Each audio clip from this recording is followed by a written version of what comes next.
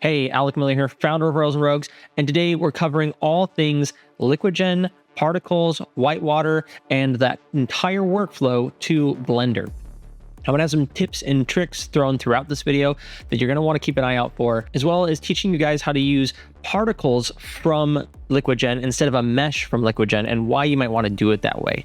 I'm also going to teach you guys how to make the foam look foamy, which could be useful for oceans, but also cups of coffee, lattes, whatever you like. So without further ado, let's jump into the tutorial and get started.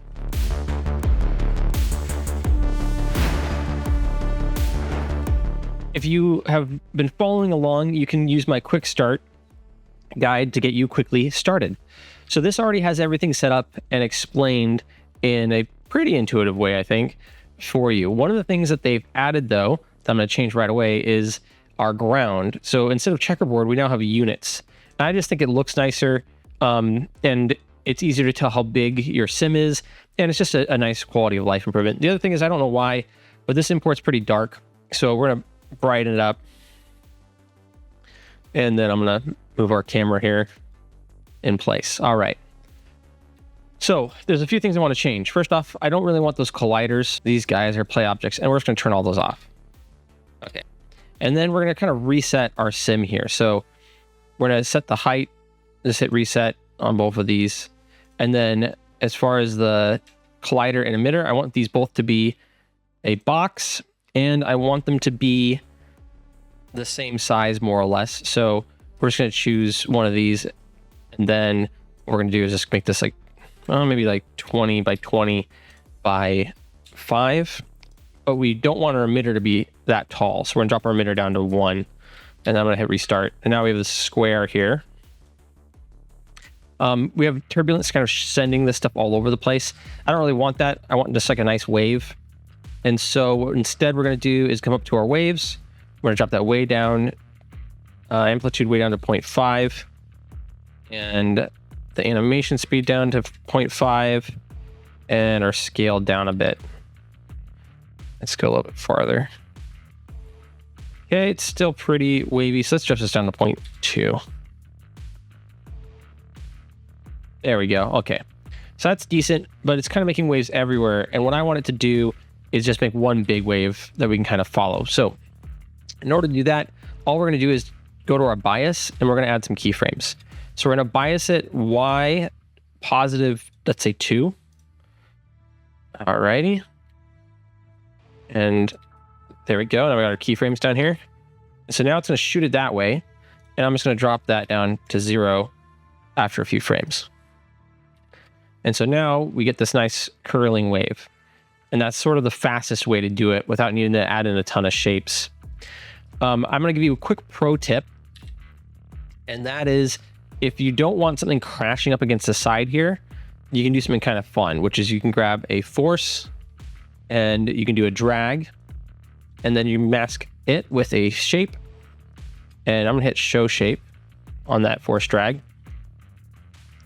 This is a little bigger so you guys can kind of see, zoom in. And we're gonna turn up the strength. So I'm just gonna make it 10 so you can see it real clear. And we're gonna make our shape over here, make it a box, and make it way bigger. Like I said, it's 20 by like 4 by 5. Go. So now we have this sort of shape at the very edge of our simulation. Oops.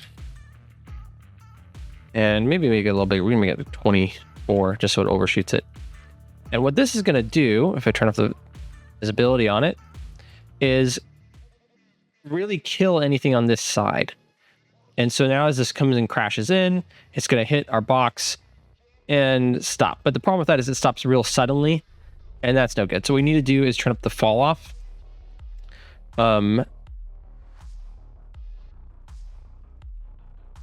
we can make that distance like, let's do 4.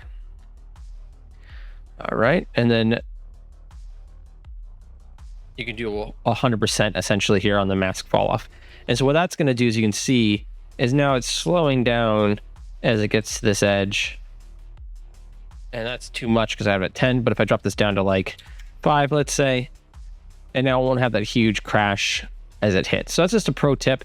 And the other thing you can do this is if it's still raising and moving a lot, you can grab in a force and add a second gravity, essentially, which is a constant. So we have another constant. We're going to link that to the same primitive, and this is going to pull it down, right? And so you can kind of flatten it out. And the reason to do this is it makes it easier to blend your sim with something else if you know you kind of have this hard edge that it's not going to rise above. So you can see that that edge is lower than everything else. And what you could do is you could kind of copy this shape a whole bunch and put it all around, or make a custom shape that's just like a little square, right? And you could put this on all the sides that you need flat. And when you do that, it means that this sim now, I could extend it way easier, right? Does that make sense? So this is gonna be a lot easier to extend using like a plane, and I make a giant plane. So that way I'm only really simming this one spot, but then I can have a plane running away from it to infinity that's just like a displacement map. And so that way you're not having to sim a giant ocean if, let's say, you want it to like jump out of the water here or land into the water here. And then you're just simming this one spot. So that's just a pro tip. I've used that a number of times on various projects just to force something, to kind of be the way I need it to be. And you can also use this, like this to make waves. It's just an interesting, more subtle way than using a collider or a collision object to try to force your water to move and do what you need it to do. So, now that we have all that there, we kind of have our water not crashing up against the edge. Let's take a look at our whitewater. So I already have the foam and spray set up by default, but if you don't, it's pretty easy to create it. So all you have to do is come over to your whitewater, drag it out, choose whitewater, and then choose sources. Now, originally, in order to get this to show up, you'd have to plug it into a shape. And then what that would do is create, and we can still do that. Here, we'll do a circle here and make it nice and big so it's easy to see. And what that does is it creates particles, it creates whitewater only where your shape is. Just make that a little bigger, and we'll go down top or down so you can kind of see that better. And let's turn up this real quick just so we can see this really clear. There we go. All right, so now it's only spawning whitewater particles where our shape is. And if we want to invert it, we can, and that will do everywhere except for right there. So it's a nice way to isolate stuff or remove a spot if you want. From, if you have a ship and you only want the ship creating whitewater, right? You don't want this crazy whitewater everywhere, just on the ship. You could import your ship shape here, and it will only create it within that domain. So that's a really nice feature to have. Once they're created, they can go anywhere, but this is just where they spawn from. But if you turn it off, now in the latest version of LiquiGen, it by default creates them everywhere. So that's nice because you don't have to worry about adding that in. All right, let's reset our settings here and go over them real quick. So let's just go through the node really quick, and then I'll explain how it all works. So activity is pretty obvious, just is it there or not? It's just on or off, essentially. Show, also same thing, just it's on here, but here it just turns it off so you don't see it. This is a good idea. The activity is good if you don't want it starting until a certain point, and then you have it starting. So here you can see we don't have a ton, versus show, it's simulating it, but it's just not showing it. So that's really the only difference between those two. Resources is just how many particles, you're going to allow it to make. Depending on how beefy your graphics card is, will determine how much you can change that. If you come up to view and you hit stats, you can see how much of your VRAM you're using up. And as I increase that, you're going to see we're using more and more. Let's hit apply. There we go. More and more of our VRAM. So if you have a big card, you can turn it up. If you have a small card, you can keep it low. Simulation. So this just controls which one of these you're simulating, or all of them. So it's spray, foam, and bubbles. And we're going to go through those each in just a second as soon as I go over this next section. This next section is source, which we currently have here. This is great if you're going to be using a shape. You can control it this way. If you're not going to use a shape, though, what you can simply do is turn that off, and then it becomes its own source. And so if I turn these on, you can see it's still simulating, even though we don't have a source, because it just assumes that you just want to use this one node. So it lets you be a little bit cleaner if you don't really want to have that go back and forth between that second node.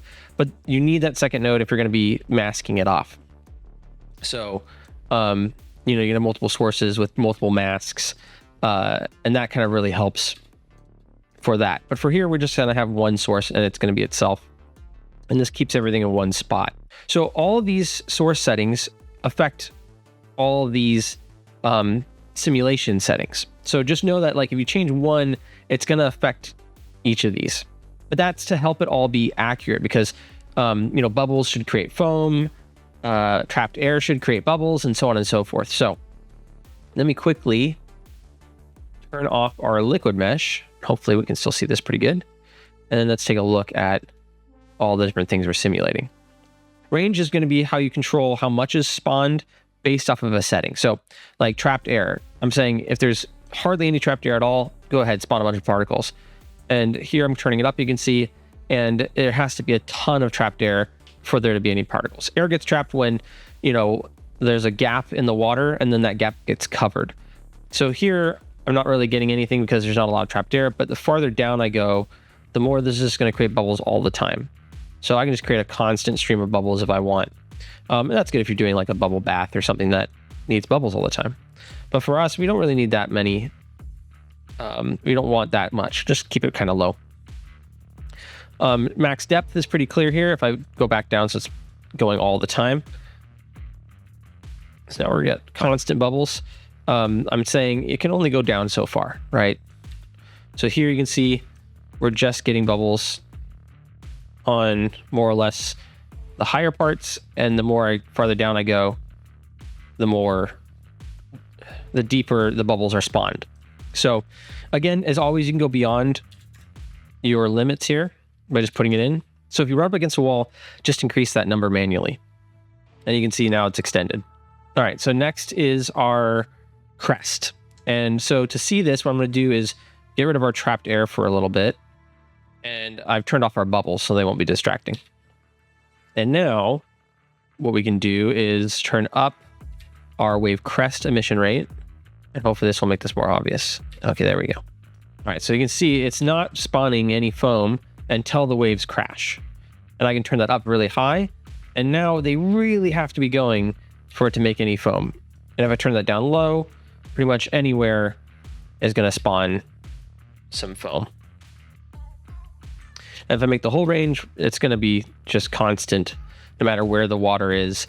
If it's moving, if it's, has some displacement, it's going to be spawning. And so what this does is like if you want a really like classical wave, right, where only the edge is all foam and the rest of it doesn't have too much foam, that's how you're going to control that.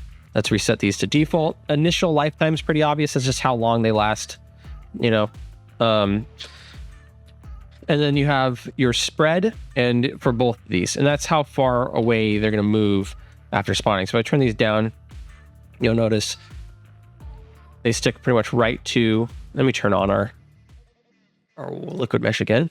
It's sticking right in those like crevices. It ain't going nowhere.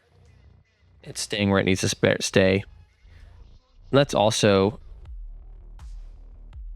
turn up the emission rate. There we go. Versus if I make the spread super high here, you're gonna see it's gonna start going a little bit everywhere. Thing we didn't really look at too much is spray. That's because it's sort of hard to see here. If I turn my particles way up, let's see, and I turn the amount of particles here allowed up, maybe, and I make the range really high. Maybe you'll be able to see some spray. There we go. We're getting a little bit of spray there when I turn my settings real crazy.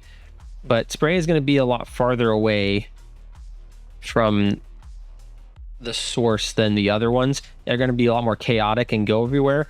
It's nice to have just like a little extra there. You can kind of really see it there. That's probably the best place to see it here. I'll pause it.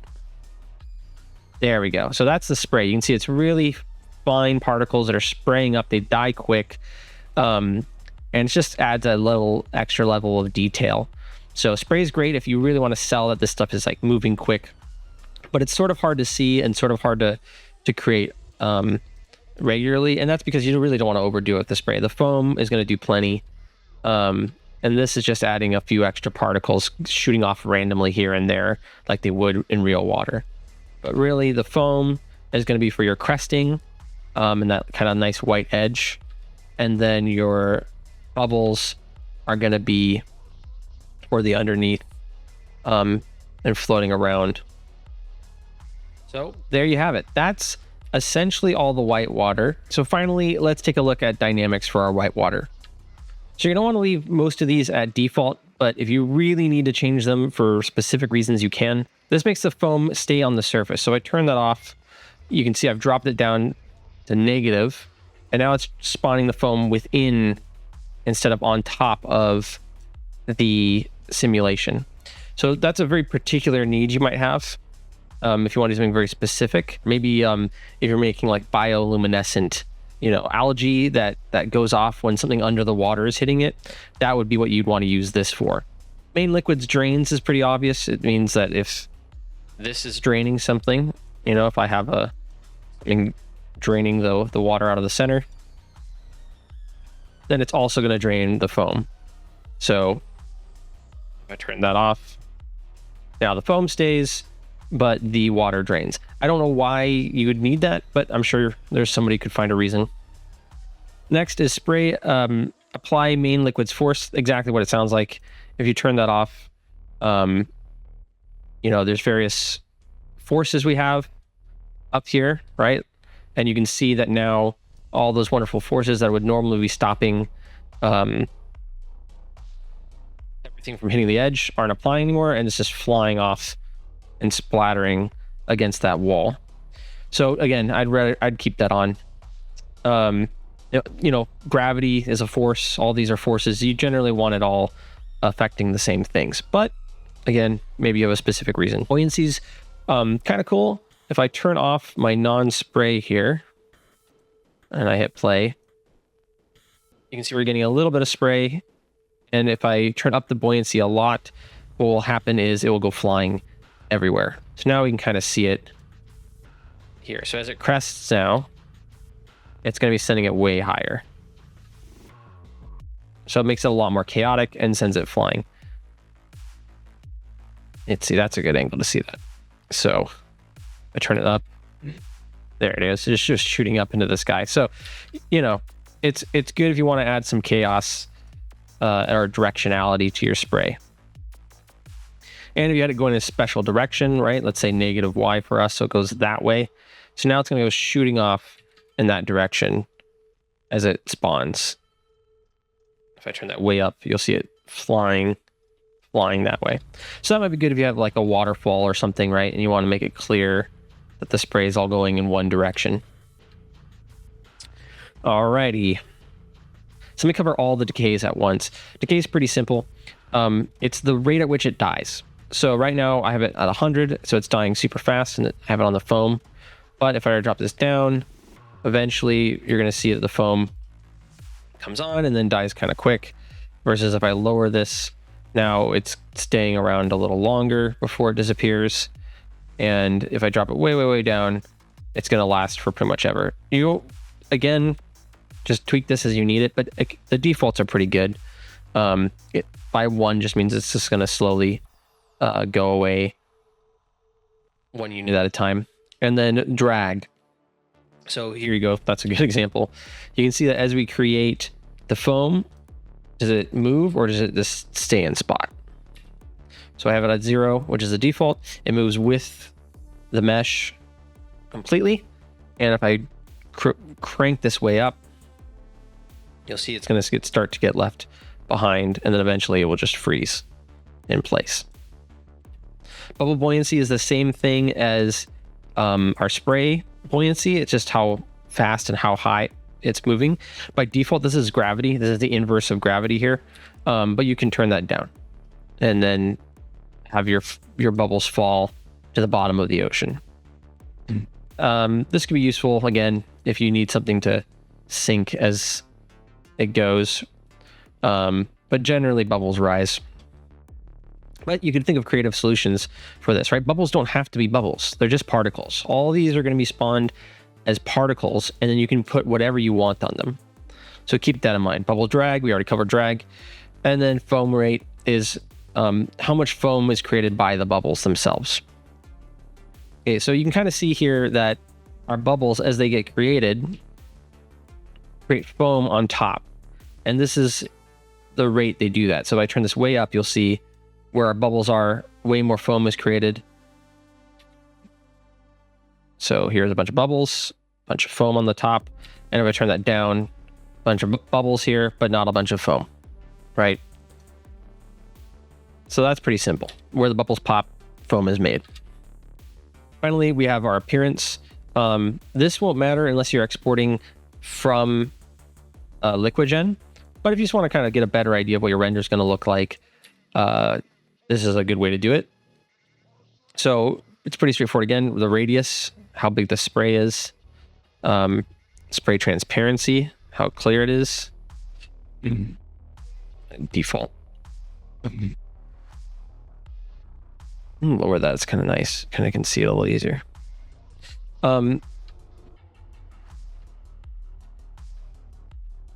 Next is your foam radius, how big the foam is. Kind of like it a little bit lower sometimes, kind of looks more realistic. And then you have your transparency, usual.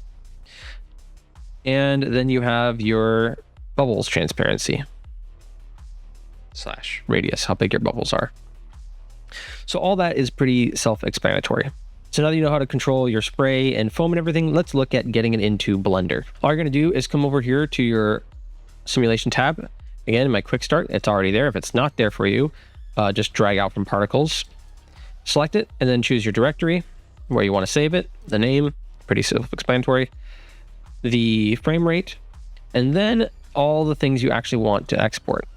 What this is going to do is pack all these into one ABC file, which is awesome. Most people, I think, are exporting meshes, and then they're exporting just their whitewater. The only problem with that is it might not line up perfectly. It should probably be close enough, but it might not be a perfect one-to-one with your sim.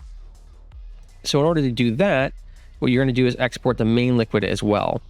And this isn't going to export it as a mesh, it's going to export it as a whole bunch of particles. And you can see that if I go over, turn off liquid mesh and turn on points, all of these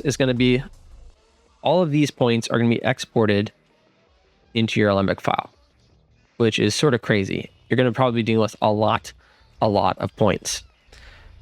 However, and this doesn't look like it's going to look too good. All right, if I change this appearance so we can kind of see them easier. There we go. However, there's a few ways to work with this that I'm going to show you. Now that you have everything checked, all you have to do is choose the range, the stride. You probably want every frame. This is good if your step rate here is a different.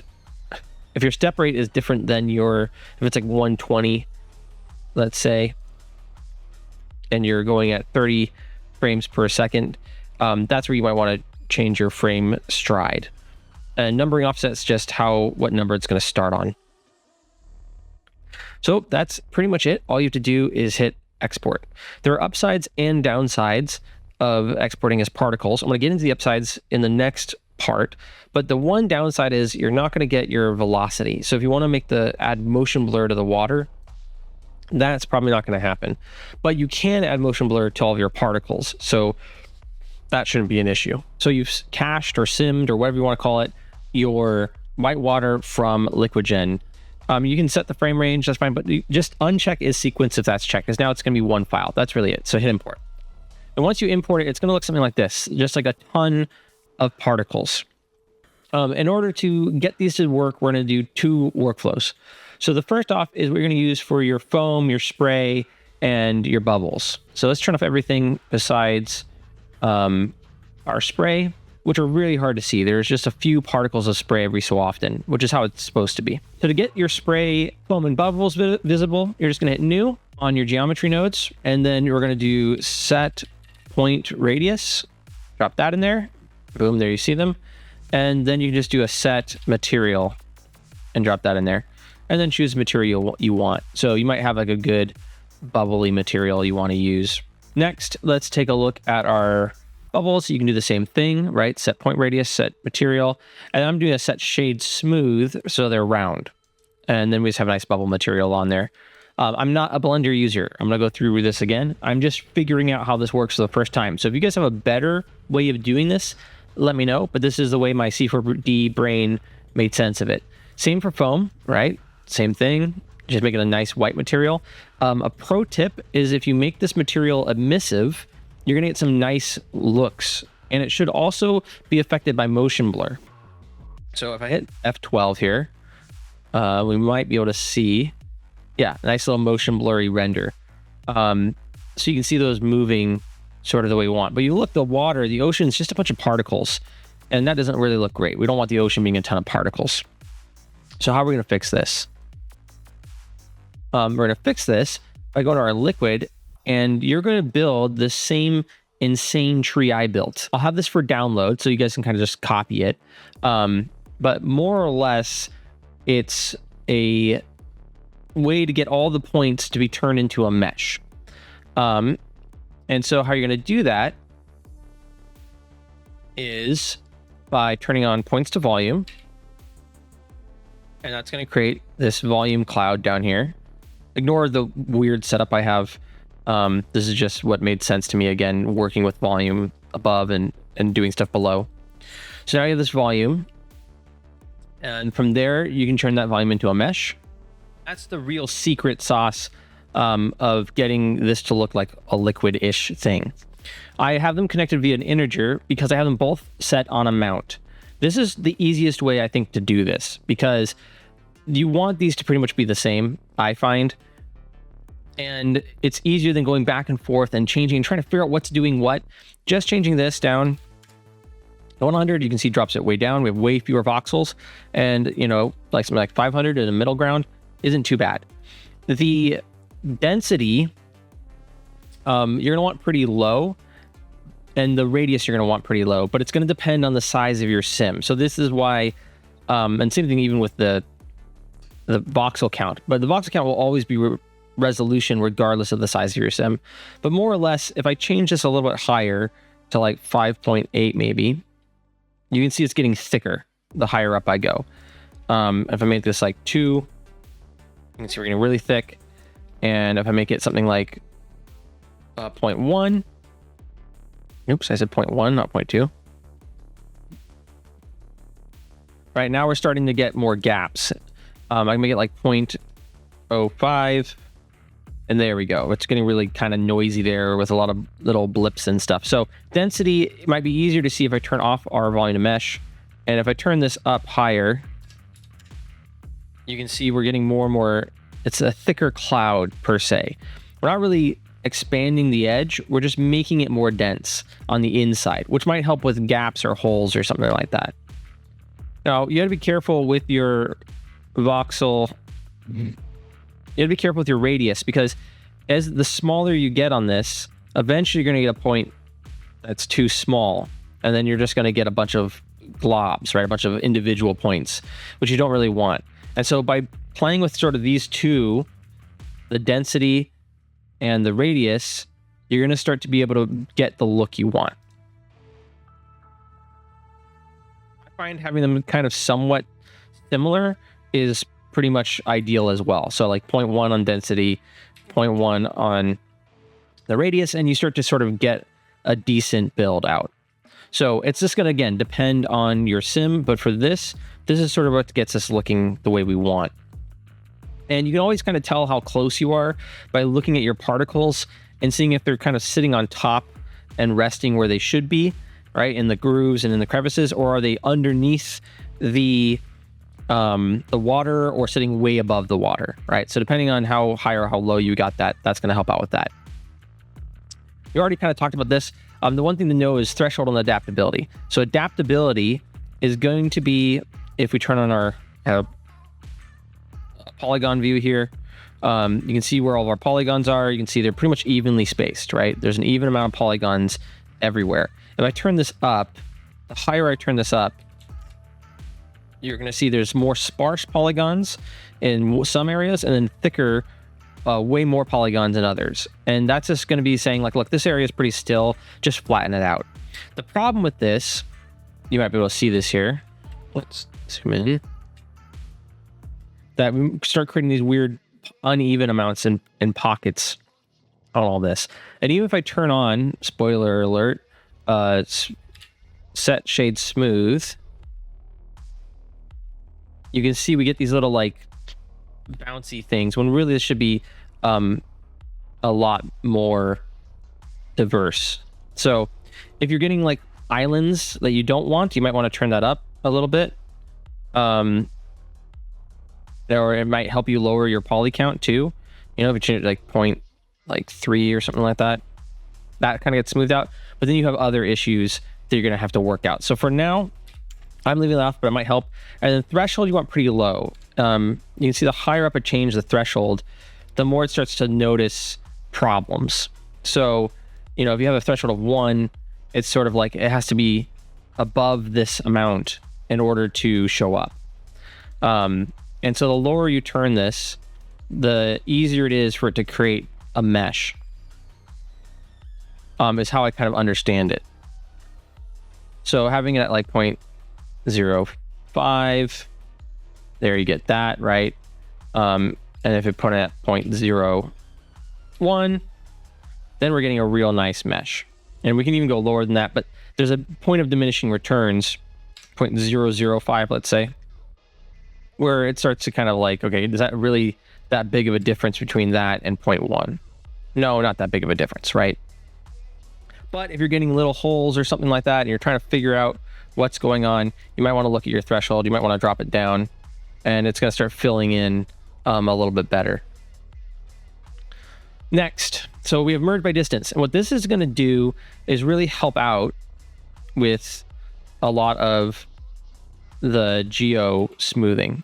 So you can see if I mute it, it's all bumpy. You have all these little walls and stuff. And if I turn that on, it's going to smooth it out. I have the distance at 0.7, but you can, put this wherever it needs to be, 0.2 maybe, for your thing, depending on how lumpy it is. But if you're getting these little waves, these clear lines, this really helps out with that. So the higher you go with this, the smoother it's going to get, so the less detail you're going to have, but the kind of nicer looking the result. And if you're pretty far away, you might want to crank that high enough, because it's going to really, really make the whole thing feel smooth and much better. Subdivide mesh. I'm actually not using the subdivision. You'll notice it's at 0. This is sort of a last ditch effort if I really want to crank this, but it's going to make everything run way slower. As you can see, I have the calculation times up here. You can turn that on over your node editor overlays and timings. And that's really nice, because if there's something like, you have this whole string, you don't know what is it that's causing the crash, what is it that's causing this thing to take forever to load, you can find it by turning that on and then seeing what's causing everything to calculate. So you can turn that on, but I'm leaving it off for now, because this next step is pretty cool. So instead of using a subdivision, what you can do is come to set position. And what this is going to do, if I zoom in here, and I unmute it, is it's really going to sort of smooth it out yet again. So essentially what we have is all the vertices, and we're saying those vertices are in 2 different places, right? Whatever the positions are for those, use them as a vector and then scale between the 2 of them. And it's sort of this weird little algorithm, right? This little math trick to sort of create like a blur, as it were, right? We're saying like, hey, just offset these by take the positions and factor them by half and choose a midpoint between them. And you can stack these. So you can keep running the geometry into this and just kind of copy this again and again to keep smoothing it out. So it's yet another way of smoothing. So we have our merge by distance, that's a way of smoothing. We have our set position, that's a way of smoothing. And then we have our smooth shading, right? So if I turn that off, that might make this a little more apparent too. And we also turn off our merge by distance. There we go. So here we have sort of like these lumpy guys. Actually, let's turn on our resolution too to like 100 or maybe 200. So you can see kind of this real lumpiness going on here. And if I come over here and then play with our set position, you can see it's sort of starting to smooth that out, and then adding in the merge by distance, and then finally the smooth shade. And now we're getting something really nice. So these are all just smoothing steps, including subdivide. I can show you what subdivide will do, but I don't know if you're going to like it, and I don't know if I'm going to like it. It tends to cause some problems. But if you really want to turn that up, you can. If you need to get a bit more resolution in there, a bit more detail, that's a way to do it.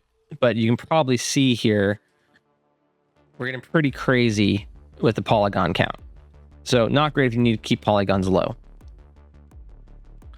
All right, so we have our set positions, which is adding sort of this blurring effect, like I said, smooth shade, and then it's just a material. And that's pretty much it. You're pretty much good. Okay, so now we have our liquid looking good, and we have our foam and everything. And if I quickly hit F12,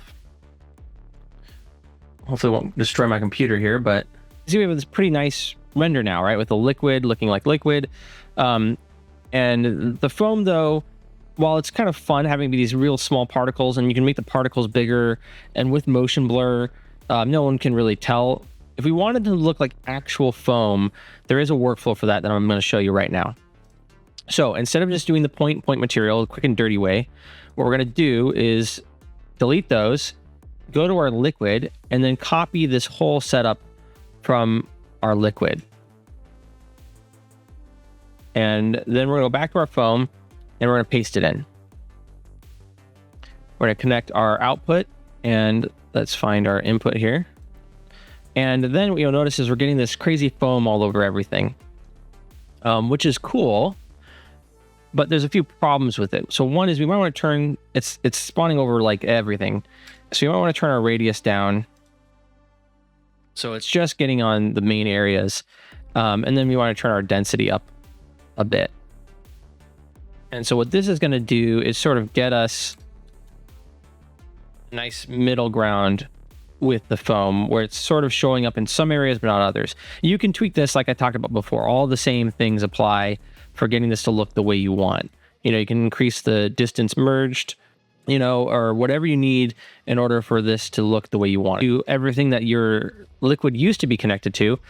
You can use this to make it sort of more a volumetric foam. So all you have to do is a couple of things. One is we're gonna need a new shader. So we're gonna go up to our shaders, create a new one, call it volume, vol. And then we're going to get rid of this principled BSDF, Shift A, and vol, and then we're going to do a principled volume instead. And we're just going to connect the volume to the volume. Then over at the very end of our thing here, we're going to move over to volume for our shader. And nothing changes. Cool. Well, if we go to a rendering mode, you'll see we've lost everything. But we actually haven't. It's just really hard to see. So what I recommend doing is turning up the density a lot until you can start seeing your shape. And then I'd also turn up your emission. This is sort of a hack, but it's a secret way to just make sure you can see what's going on. If we go to our full render, you can kind of see it looks a little foamy. So we can turn the emission strength down probably quite a bit now, and our density down. You can see we kind of got this foam look now, which looks pretty dang good already. And like usual, you can just sort of tweak your voxel amount, your radius, and make it smaller or a little bit larger, however you want, 0.5, let's say, and get your foam. So that's sort of a hack for this, to get a really good looking foamy spray.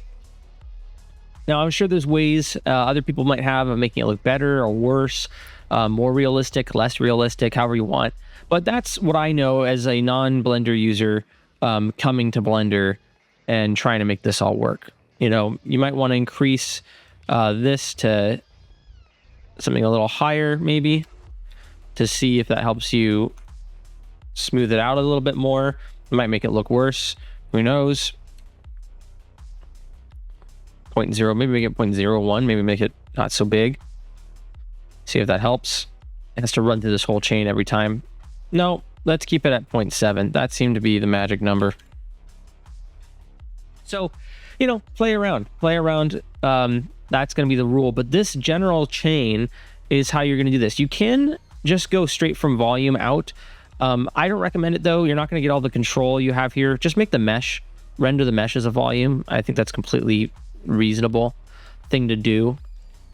Again, this is still your resolution, just like before. If you drop it down, you're going to get more foamy, more bulbous. If you turn it up, it's going to get more detailed. So those are all just things to kind of keep in mind while you do this. But I think this is a pretty cool workflow for Blender, and hopefully it works for you guys and you can make some cool renders. So that's a workflow from LiquiGen to Blender, as well as some cool tips on how to do foam and particles. If you guys enjoyed this, hit like, hit subscribe. Again, I'm not really a Blender user, but I'm trying my best to learn so that way I can teach you how to do this stuff in the program of your choice. If there's other tutorials you'd like to see in the future, let me know. But what I really think you should do is check out the rest of the channel. There's interviews with people that are making the short films that that's why you're watching the tutorials, is you want to make cool stuff. And so check out the people making the cool stuff. I have an interview with a guy that works for Moist Critical, animating his comic books. We have interviews with people that have made short films that have gotten well over 1 million views, multiple. I'm also documenting our short film, if that's interesting to you, as well as talking about some of the philosophy behind why we create, and also why AI is really not as scary as people are saying it is. So if any of that sounds good, hit subscribe and hit like and check out the rest of the channel. And until then, I'll see you guys in the next one.